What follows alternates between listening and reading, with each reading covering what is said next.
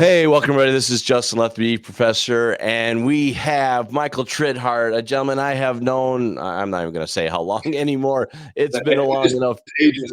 Yeah, ages. Those So I've known Michael for a long time. Fellow tech guys, fellow person that loves real estate in the world of tech and helping agents get better, faster, stronger. The $6 million man approach. And I reached out to him, about a week and a half ago, 2 weeks ago, and said, hey, we haven't talked in a while. Let's talk, let's share, let's do that stuff. And you said, hey, I got this new class I'm going to start teaching called Entrepreneurial Health. And I went, well, shoot, I need that. If I need that, everybody needs it. Now, that's probably not necessarily true, but I feel if many needs this conversation, because as entrepreneurs, we live fast and hard. So thank you for coming, Michael. Anything else you want to start with? Any credentials I forgot to give you? No, I mean, that's fine. I'll just give you my little spiel that I give everyone when I'm doing a session. I live in McKinney, Texas, but I travel and train all across North America. So international technology instructor. I own a couple different businesses. And so for me to be able to do the travel, to do the training, to be there for my family, because we got a very active family. We were just talking about before the session. I was in Houston for basketball tournaments this past weekend. Seems like we're always on the go. For me to be able to be an entrepreneur who's traveling and running two businesses, my health has to be paramount. And it wasn't always that way. And so there was a couple life-changing milestones for me that I'll share here in just a couple minutes. But hopefully it's going to encourage everyone else to really put a focus on their health. And it's not even just your physical health, it's your mental health. It's everything as an entrepreneur. It can be very difficult to be running your own business.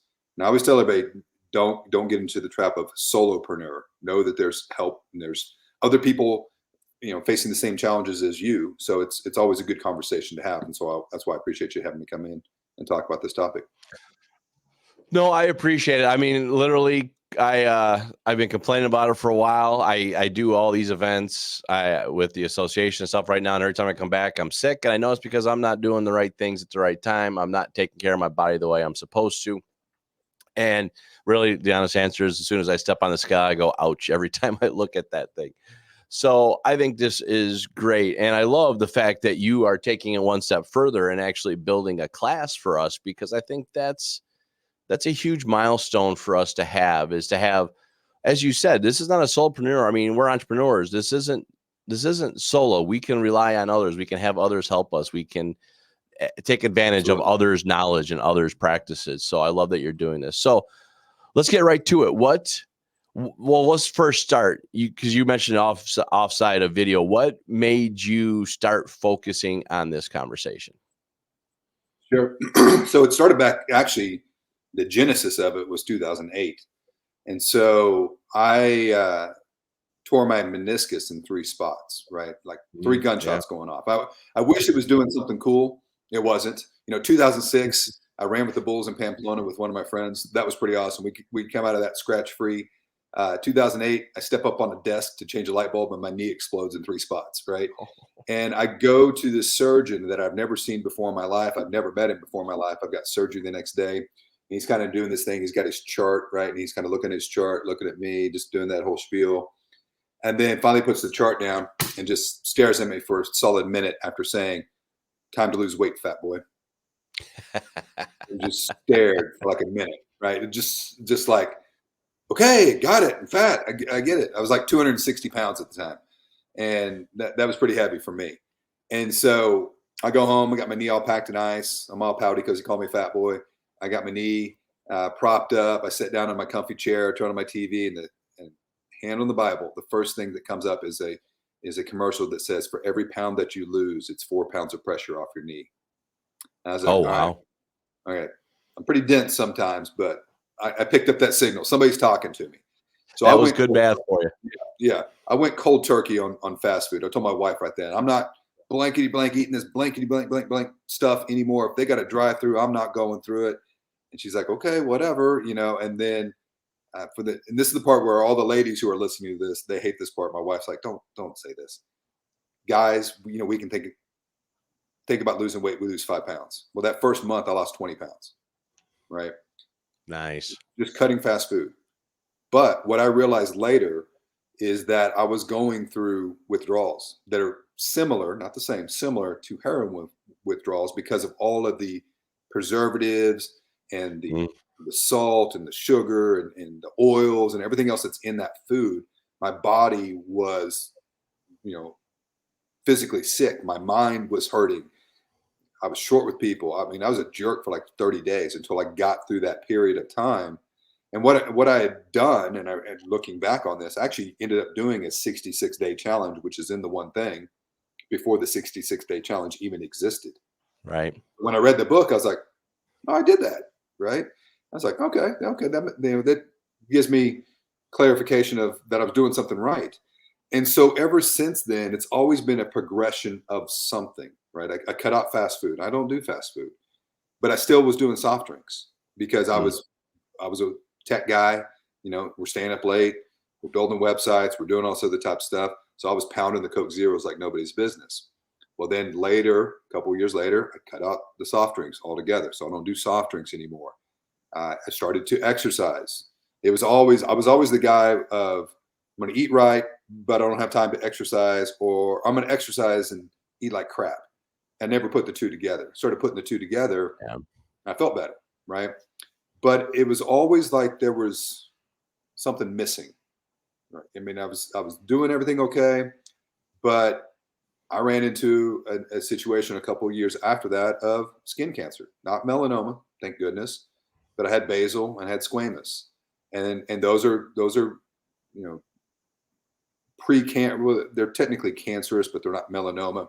They have to get removed, so they had to be cut out. And so I had spots on my forehead, on my calf that had to be cut out, about 4 or 5 different spots.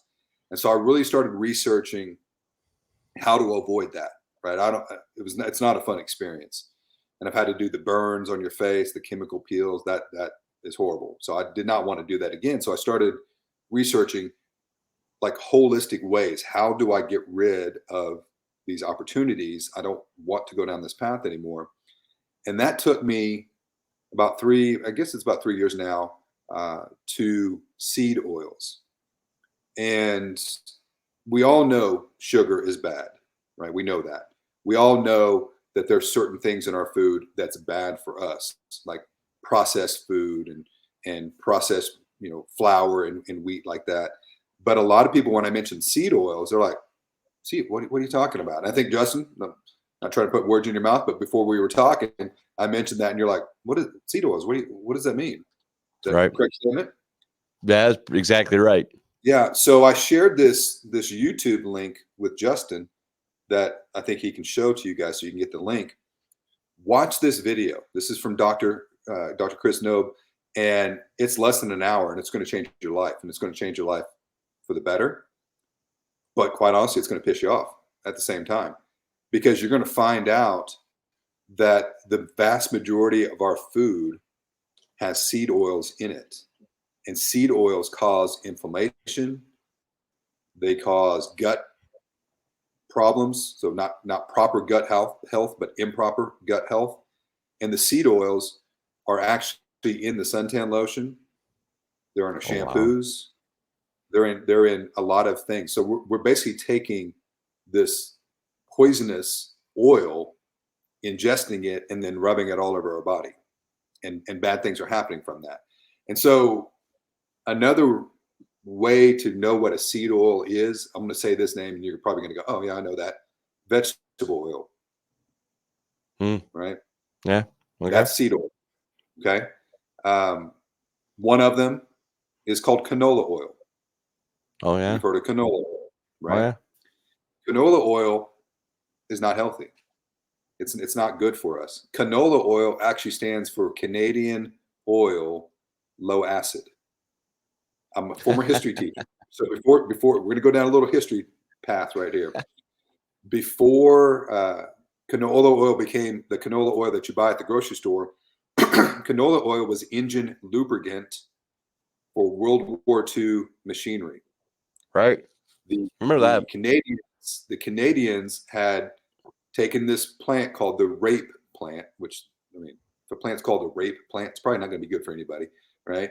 But from that plant, they have the rape seed. And so they press the seed to extract the oil. And then they were using that for all of the machinery of World War II. Well, at the end of World War II, after we won, we had a tremendous amount of oil left over. And they're all looking around going, hey, we got this technology, we got this oil. What are we going to do with it? I don't know. This is the part I don't know yet. I don't know who was the evil one that said, hey, let's put it into food. But it was then starting to be put into food magically after the FDA got a big $35, I think $40 million payment from the Canadian government. Soon thereafter, canola oil was approved to be put into food. And you can go back and look at the obesity rates of the United States. Before that, it was animal fat, right? It was tallow, it was lard, it was organic fats that were being used in the food. We then jumped to vegetable oil in the 40s, 50s, and soon thereafter. And now, Justin, when you go to the grocery store, read the ingredients. And this is, I'm not saying just you, but everybody, read the ingredients. You're going to see not just canola oil in there, but you're going to see sunflower oil, safflower oil. You're going to see grapeseed oil. You're going to corn oil. These are all horrible for our bodies. And I've cut all of those out as much as I can. Now, when we go out to eat, it's in almost every restaurant. There's an app out there called the Seed Oil Scout that will help you to find restaurants. But the problem is, where I live, we got thousands of restaurants all within 20 minutes, and it's like a barren wasteland of opportunity to go and eat somewhere. We went to Houston this past weekend. I was excited. There was like 5 restaurants all nearby that were all green stars, which is what you want. I was like, oh, this is cool. This is good. But once you start cutting that stuff out, you see a huge difference. One of those differences, I played football, so my body, would feel it every day. I wake up, man, like my shoulder was arthritic. I was jacked up. My right hip, like the whole right hand side of my body. I guess I always live with my right, because it feels like my knee and my hip and my shoulder were just thrashed, right? Well, over the last couple of years of cutting out seed oil, I don't have that inflammation issue anymore. Like, my hip feels great. My shoulder feels awesome. I can move it, full function. Like, I feel good. I feel better now than I did 10 years ago, because I'm not ingesting 90% of all of that seed oil. I can't cut it out fully, because every once in a while we go out to eat, but we spend a lot more time at the house, prepping and making our own meals. And I've kind of taken ownership of going to the grocery store with my wife, where I was not saying that she can't do it, but you've got to read these. You got to read these ingredients. Oh yeah. It takes the two of us an hour and a half to 2 hours to figure out a new grocery store, because you got to understand where the stuff that you can eat and not eat, and where it's all at. And I'm the crazy guy walking down the aisle going, "This is all poison. I can't believe they're selling this." I'm the one screaming and yelling, going, "Don't get that stuff. It's crazy." But going back to the skin cancer situation, I went from going and getting cut on almost, twice a year, having to do the face burns, having to do the face peels, twice a year, which is horrible.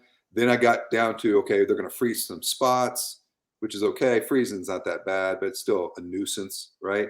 And it still costs money. It costs insurance. And so this past year, we have a place in Florida that we go to. We have a condo. And one of the benefits, if you cut out seed oil, that again, I'm not a doctor. Don't take this as the gospel. I'm just telling you what I've researched. You do your own research. You trust your own people. But one of the things that I heard is that if you cut out seed oils and you don't use the suntan lotion that has the seed oils in it, in putting it on your skin, you don't burn anymore. You don't have like the massive sunburns. And so I'm in Florida at a place kind of working on it. And I told my wife, I said, hey, I'm gonna give it the test. I'm gonna go out in the middle of the day, out into the Gulf, out in the water for 2 hours. I'm gonna walk around with that suntan lotion. I'm gonna see what happens. And she's like, you're insane. Like, do not do that. I'm like, well, I'm gonna practice what I preach. I'm gonna try it. I'm fair complected, right? I'm out there for 2 hours in the heat of the day. I walk back in. I was red. but just like pinkish red, and it went away the next day. I'm like, wow. Normally I So were would have you been, red because of the sun or red because you were like exerting energy? I was red. I was red just from being in the sun because I was Just walking around sun. in the sand and everything else. And I'm sitting there going, normally I would be like a fried red lobster. Like I would be in pain for days. The next day, no pain, just in Wow. almost a little bit of a tan for a pretty pale white guy like me, right? I was like, wow, this is crazy. And then about 4 months after that, I go to my dermatologist, and this was the true test because I'm thinking, all right, I'm probably going to get zapped with the freeze machine. They're going to tell me they got to find something. They found something to cut or whatever. And I go in there and she does the full body check, and then at the end she's like, "Hey, whatever you're doing, keep it up. It's great." So I'm like, "Well, I'm not going to tell you what I'm doing because you're not going to like it, but I'm not." I'm not putting that stuff on my body, and I'm not ingesting it. And I have a holistic friend who said it best. She's like, "So you stopped deciding to be the basting chicken and sitting in the oven. You stopped basting in the oils and then roasting yourself." I said, "Yeah, that's right." She's like, "Good for you. You finally figured it out." And it's made a huge difference in not only my energy, how I feel, everything. I mean, it's something that all of us, no matter what type of health issues that any of us have right now, this is not a controversial thing, other than the fact of they've been putting this in our food for years. This is just something that everybody can do and instantly start to feel better, just removing seed oils. That's amazing to me. I mean, I've done the paleo, I've done the keto, I've done the intermittent fasting, right? All that stuff. And I'm a big fan of the paleo type of strategy for the similar practices, right? Get rid of, do good gut health strategies, Right. right? Right. Once your gut is good, a lot of things follow with you. Your liver, your your pancreas, your whatever, right? They all work. It's amazing to me to hear about the oils though, because man, that's hard to get past because as you said, I can't think of a restaurant that I don't eat an oil at somehow, some way. Well, and see, and the crazy thing is you don't even know you're eating it, because if you're doing paleo or you're doing the healthy stuff, or if you go and get the healthy bars, like I go down the aisle Mhm. in our grocery store, and then there's the healthy aisle, and I look at some of those protein bars that I had eaten in years past, and I turn them around and I look at the bottom, and they got sunflower oil in them, they got safflower oil in them. Like, that's not healthy, right? That's not healthy. That's not real food. And I've kind of gone down this journey / rabbit hole of finding these things that anybody and everybody can practice, can employ practically. And it's not taking pills. It's not buying a subscription to something.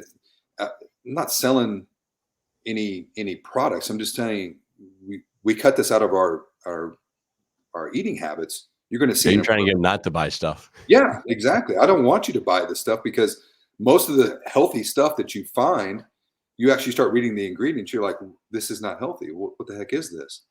But I have this graph that's in the class, and this one hit home for me because it's love handles, right? So guys, we got our love handles. Well, don't think of them as love handles. Think of them as seed oil storage tanks, Oh wow. because that's what the body is doing. The body is taking the seed oil and moving it away from your internal organs, because they know that it's poisonous. They know that it's inflammatory, and they're trying to keep it away from the organs. And so what they're doing is they're putting it in the adipose tissue, the fatty tissue of your love handles, and those are being stored there. And that's what causes love handles, is seed oils. You're just, Really? yeah, you're just becoming a storage tank for this poisonous item in our body. Holy And crap. when I stop 90% of, and again, can't cut them all out, but you can control what's in your house, right? And when I cut out the seed oils inside of my house, I started to see a massive reduction in love handles. Things that you work out forever, you do paleo, you do all this stuff, but the love handles never go away. Right? 100%. Yeah, because we're eating too much seed oils. And so that has been a huge difference for me. That's crazy. It is. That's, It is. And it all started with that YouTube video that I shared, because he walks you through it, and he basically says we have been conditioned to believe that lard and animal fat is bad for us, but yet chemical petroleum oil, like, and he shows a vegetable oil refinery plant, and it looks like a refinery plant that I saw in Houston, like producing, the oil for your car and everything. There's no difference. He's like, but we've been conditioned to believe that that's good for us and not animal fat. I'm like, he makes a point. no, that's huge. I mean, that's a large point. Okay. So no seed oils. No seed oil. Now everybody goes, okay, so what does that mean? Like, what are the good oils, right? Right. Well, That was gonna be olive oil is good, right? And I got my list right here. Let me pull it up so I got it reduced, split screen. But right here, butter is good because it's natural, right? Tallow, which is basically grass-fed animal fat, is good. Coconut oil is good. I was wondering about coconut because Ghee I didn't know if that'd be butter is considered good. seed. But palm oil is okay. Palm oil is hard to avoid. It's in almost everything. A lot of people, and I've found this just through the research, a lot of people don't like the palm oil just from the effect that it has on forestry and reductions of forest. But lard is okay. It's not, you don't eat it every day, but it's okay. Avocado oil is okay.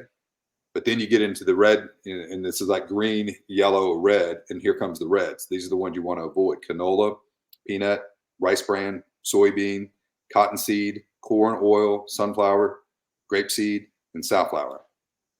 Those are no-goes. And we just made it, we made it a life choice, and as a family. And I think it's in the beginning, I'm gonna be honest, my wife was giving me the eye roll, like, are you serious? What is this?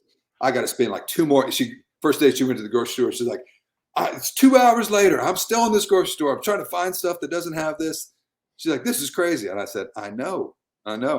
So yeah, it does put a burden on you to actively avoid it, but I think that burden is offset by the medical cost and the amount of time and money and investment that you put into diets and exercising that don't work unless you're actually eating the right foods. Well, and I think that's a solid point, right? I mean, I'm not a big fan of the organic pricing, in all fairness. Yeah. But to what you just said, it's definitely got to be a mind shift change, right? Yeah. Are you going to spend the $2 extra for an apple? What, I'm making the number up. Or are you going to spend $30 for your next doctor's appointment and your next peel or your next whatever, right? I mean, that all comes out. Pills that you're taking, right? Right. Well, like for me, I take supplements to help offset some of the fatigue I feel, or some of the the blahs, or as I was telling you earlier, fighting a cold, and I'm just getting too many. I mean, we're all getting older, and I understand our body gets weaker, but I'm getting sick too often, and I know it's diet related. So yeah, I take vitamins to help supplement all of that. But there's what's kind of interesting too is there's on Facebook there's some groups that are like some seed oil groups, and I've talked to some of them, and I've posted some things in there. And I had one lady say this, and again, not giving you doctor's advice or anything else like that, but she's like, I've committed to living a seed oil free life over the last year, and I've been able to get off of a thyroid medicine that I had been on for 35 years. yeah. And you just don't hear stuff like that. You just don't hear somebody magically after 35 years getting off of prescription medicine unless you're actively changing your ways. And that's just one of the things that we talk about in this 2 hour long course. That's a good segue. Let's lean on without getting into details and teaching your whole class right here in 30 minutes. What are some of the other things? Because as an entrepreneur, there is definitely more than just personal health that we got to deal with, right? We've got body, mind, soul, right? Yeah. So the full title of the course is Entrepreneurial Mind, Body, and Health. And so what I'm in the process of creating is a 2-hour session for the mind, a 2-hour session for the body, and a 2-hour session for the health. And so what we're talking about here is the first one, which is health. I've got some solid individuals that I know, and they have practiced the holistic medicine, and they talk about more of the mind aspects and more of the body aspects. And so we're going to be putting some things together. One of those, I referenced her earlier. She was a pharmacist for 30 years. And then she finally woke up one day, and she says this when she does her presentations. She goes, I just got tired of lying to everybody, telling them to take this shot, to take this type of medicine, and then going home and doing the exact opposite. And I started to basically just tell people the truth. And so she goes, I quit as a pharmacist. I quit pushing the pills and the shots and everything else, and actually started giving them what they actually needed to improve their health and to improve their life. And so that's where this class comes from, because as an entrepreneur, I saw this very early on. We run ourselves ragged. We are the train that is off the rails, right? Because we're trying to keep the business going. We're trying to be the breadwinner for the family. We're trying to be the accountant. We're trying to be the marketing person. We're trying to be the president. We're trying to be the treasurer. We're trying to do everything. And the last thing we take care of is ourselves. And most of us don't even put effort into that. And that's the worst thing that we could do. And so that's what this full 2-hour long course is on the health side, is just really creating awareness of all the things that we can do very easily. Again, I'm not telling you got to start a diet or you got to go do this, you got to go do that. It's just little life changes that you can do very simply to improve your health. And seed oils is one of them, but some of the other topics we do that. So, and I want to make sure we double down on what I think I heard you just say. Is some of this is from you and your own research, and you're not a doctor, but you can read. You can research. Don't take it as the gospel. Yeah. But you've also taken other professional industry experts that have mastered the other topics that you're hitting on this. So it's not just your voice. Well, it's your voice, but it's not just your knowledge that you're bringing in experts on this topic because of obviously what you have understood the importance of. And everything that I share in the class, I actually have QR codes on a lot of the pages that go back to the documentation. Right. So I'm a former history teacher.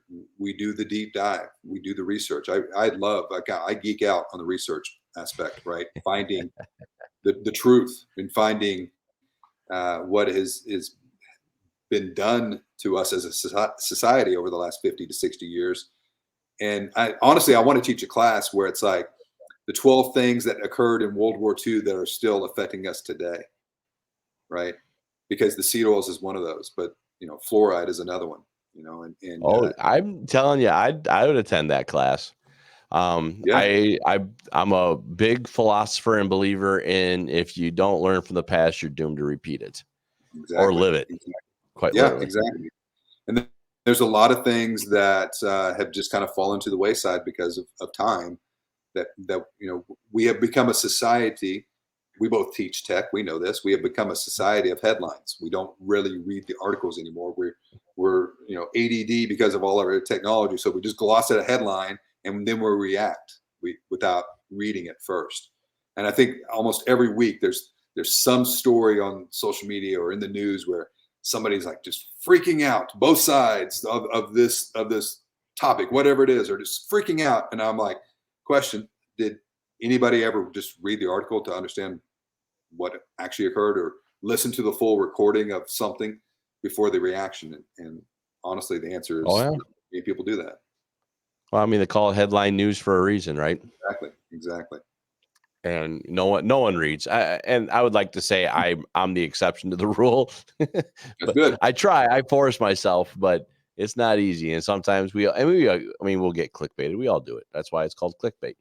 Yeah. So yeah, no, I totally get that. So let me ask you this. We're getting towards that point in time here, Michael, and I want to respect your time. How does anybody, because you're in Texas, I'm in Illinois, Is this an in-person only class? Are you doing this Zoom style? How do people find more about this particular class, the availability, the resources, stuff like that? So they can contact me at michaeltritthart.com. And then on my website, which is michaeltritthart.com/events, they're going to be able to see all the classes that I teach. So there's tons of topics that I teach in addition to this that are going to help business owners to build and grow their business. And this session can be taught in person. They can join via Zoom. So if they're looking to host a session, with their association, with their brokerage, with their chamber, these are all different locations that I've trained at all over North America. Happy to come to Illinois, happy to come to any part of Texas or anywhere else to provide this type of training. But we can also do it Zoom based as well. Many times though, when I am in person, we do what we call a hybrid session, where I'm going to be in Joplin, Missouri on June 5th doing some sessions, and we got some Zoom opportunities for people to join us on that one as well too. So there's a multitude of ways that we can get the training to you. Awesome. Well, Michael, I always do appreciate your time. You are always a wealth of knowledge. Usually it's our tech side that we geek out on. It's fun to actually take a little more personal touch to this conversation. As always, as I do with any of my vlogs or podcasts, it's your time. So if you have any extra shout outs, any extra things you want someone to know, the floor is yours, sir. Okay. No. Well, first off, thank you, Justin, for allowing me to come back in. I always enjoy our conversations. I enjoy being on this podcast.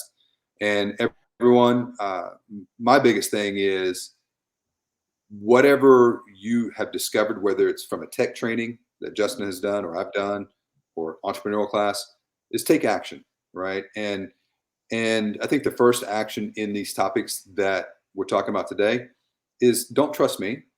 Don't trust your medical professionals. Go do your own research, right? Start with that YouTube video that Justin's going to share with you. Just watch that.